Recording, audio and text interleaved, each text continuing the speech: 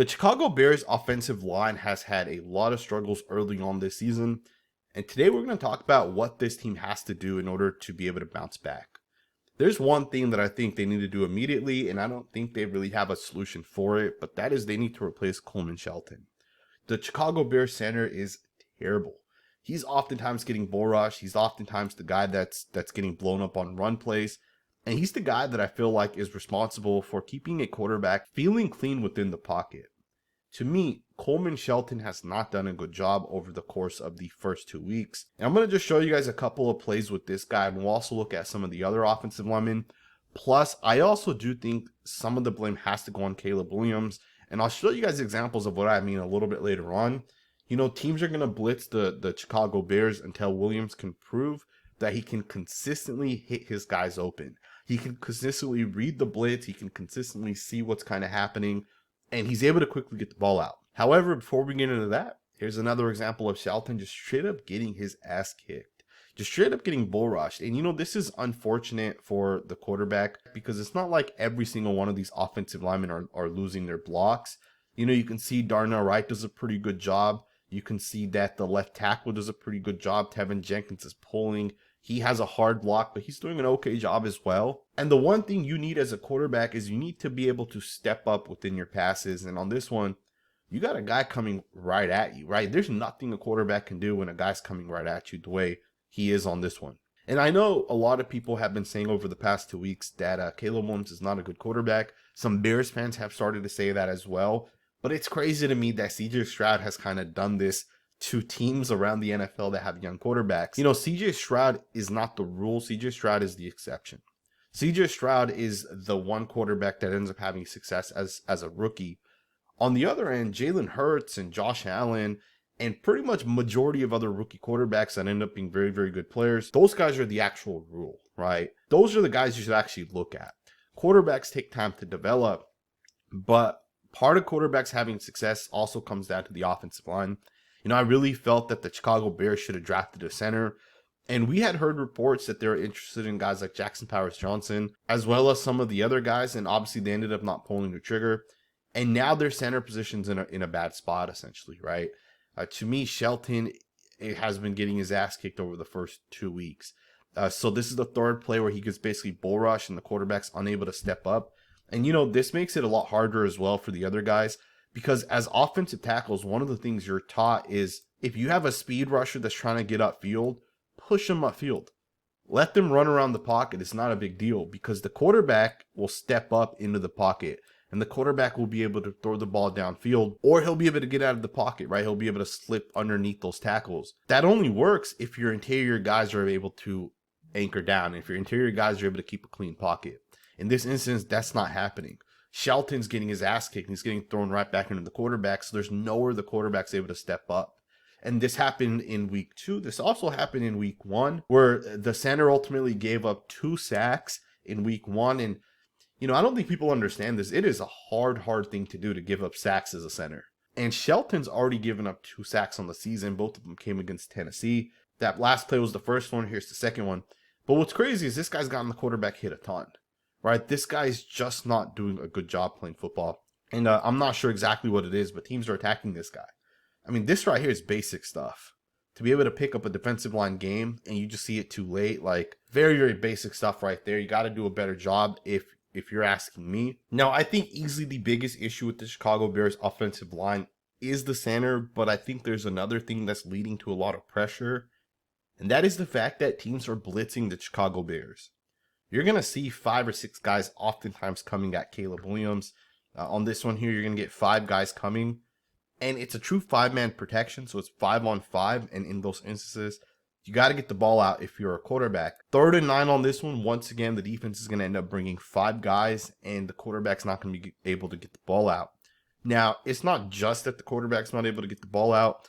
A part of this also comes down to the offensive coordinator designing a play, understanding that defenses are going to blitz a rookie quarterback and designing something that allows a quarterback to have success. You know, to me right now, Shane Waldron is not doing a good enough job.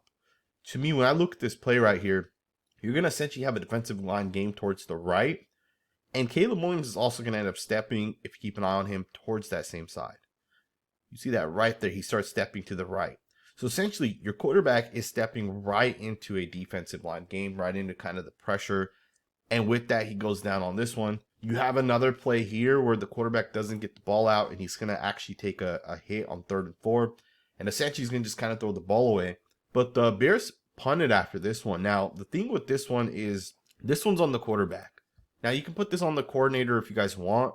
So it's going to be a play action towards the top of your screen. You're going to get a tight end to slip underneath the defensive end. That's going to go unblocked. You have a second option. I think it's this guy here. It's going to run across the middle of the field. The quarterback has to get the ball out. You either throw it to your tight end first. If you don't like that, you take the second guy coming across the middle of the field. But the one thing you can't do on this play is not throw the ball. To me, you throw it to the tight end right there. He's not going to pick the first down up. So if you don't want to do that, you look to your second option here and you throw it to the wide receiver there. This one you can put on the quarterback. You can also put it on the scheme. I don't love not blocking a guy like Will Anderson. One of the things that I feel like I've noted with certain coordinators is they pay a little bit more attention to the front, to the guys they're playing, to what teams do on 3rd downs. And other coaches just call whatever they want to call. And I'm not saying Shane Waldron's one of those guys, but watching a guy like Luke Getsy as an example with the Raiders, Luke Getsy's terrible. He does such a bad job with the situation that a team is in. You got another one here, 3rd and 9. The quarterback's going to end up going down. I do think the quarterback has to get the ball out. And then at the same time, the quarterback also has to be able to hit guys when guys are open. On this one here, 3rd and 3, Caleb Williams is going to miss DeAndre Carter for a potential touchdown. Now, this might not have been a touchdown because of the way the pass was thrown. It's really a corner route. But you can see that the wide receiver is going to end up getting open. Keep in mind, you once again have 5 guys coming. Caleb Williams is going to step up. He's going to throw the ball, and the ball is just too far. The wide receiver is not going to be able to get to it. So again, it comes down to a bunch of different things, right? The O-line has to do a better job. Williams has to get the ball out faster when there's 5 or 6 guys coming. He has to be able to hit these guys, and I'm okay with him not being able to hit these guys today. Because at the end of the day, when you got 5, 6, 7 guys coming like you will on this one, the guy's going to make mistakes. He's going to throw interceptions, but he'll bounce back and he'll get better. He'll bounce back and he'll be a lot better as you go forward. Now, I do also want to state this. 3rd and 16 on this one, you got to know that D'Amico Ryans is going to bring the blitz. I think it's just a bad play design by the offensive coach. So I think there's a lot of different issues that have to be cleaned up with the Chicago Bears. I think there's some guys that struggled as well against the Houston Texans. Darnell Wright had a really, really bad game against the Texans. It wasn't really, really bad. I shouldn't use those words. But he had like 4 plays that were losing plays that you have to do a better job on. Let's talk about those 4 snaps here. So Danielle Hunter took it to Darnell Wright. Now, Wright had a very clean game in week 1, but in this game, he did not have a good game. So on this one here, he's going to end up just getting pulled by the defensive end. Wright is jump setting towards 55, and 55 is going to end up long arming with the right hand, and then with the right hand, he's going to pull right forward, and with the left hand, he's also going to grab onto him. He's going to get to the quarterback on this one. Now, DeAndre Swift does end up catching the pass on 1st and 10, but it's still a losing snap nonetheless. You got another one here. He's going to get absolutely crushed by Danielle Hunter. Hunter's going to spin back towards the inside. Just a really, really good job right there by Hunter to be able to set that move up. And of course, bad decision to throw it the way Caleb Williams does. To me, you got to do a better job, right? There's just no excuses. Hunter is a good pass rusher, so understandably, he's able to beat Darnell Wright. And this is a really good pass rush move as well. There's 3 phases to this pass rush move. Usually when a guy's going to hesitate towards the outside, and he's going to flash back towards the inside, you do go inside, and if you don't go inside, you're going to then counter towards the outside. And Hunter counters towards the outside, but the move is actually still an inside move. That right there is a really, really good move. Hezi, outside, back towards the inside. I mean, that right there is a really, really good move. And you see Darnell Wright ends up losing on that one. Hunter gets him on that one, 2nd and 15, but that was a big play. Because that one right there led to this interception. Now, of course, the interception is actually on Caleb Williams, right? The actual pass. But at the end of the day, pass is one thing. The pressure still led to that play ultimately being made, right? And then you got the final one here. This time, it looks like he ends up slipping, but a part of that slip was also because of the fact that Hunter ends up being able to beat him to the outside. Great move once again. Fake inside, hits him with an outside move, and Darnell Wright just ends up losing on this one. So you got to do a better job on that one. There's no excuses not to be able to hold your ground. And then there were a couple of losing snaps as well from Braxton Jones. You got this one here where he's not able to pick up the defensive line game. Quarterback's going to end up throwing an interception. You got another one here where the defensive end's going to be able to get upfield. Pressures the quarterback. Almost gets to the quarterback the second time as well. Quarterback gets out of there, picks up 10 yards on 3rd and 14. But just overall, I felt like the offensive line had their fair share of struggles. But I also feel like the scheme and the quarterback have to do a better job against blitzes. They got to get the ball out quicker. You got to have certain designs, I think, that allow you to take advantage of those things. And generally speaking, the Bears just have to be better all around. But I do think that with the rookie quarterback, you're going to have struggles.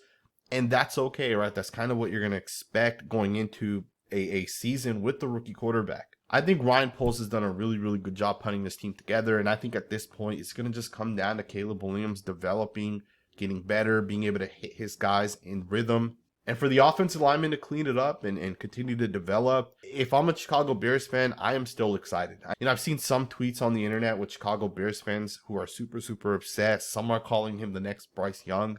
To me, Caleb Williams is not that.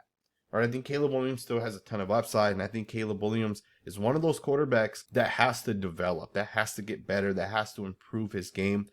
And I have confidence that this offensive line will get right as they continue to develop. Because the offensive line has some good individual pieces. We'll see how they continue to develop. We'll see how they continue to get better. Let me know what you guys think in the comments below. I hope you guys enjoyed this video. We will be covering the Bears' offensive line. We'll cover the offense as we kind of continue to go forward. There's some defensive players that have been phenomenal. And we'll get into those guys as well a little bit later on this week. Thumbs up, subscribe, and I will see you guys next time with another video.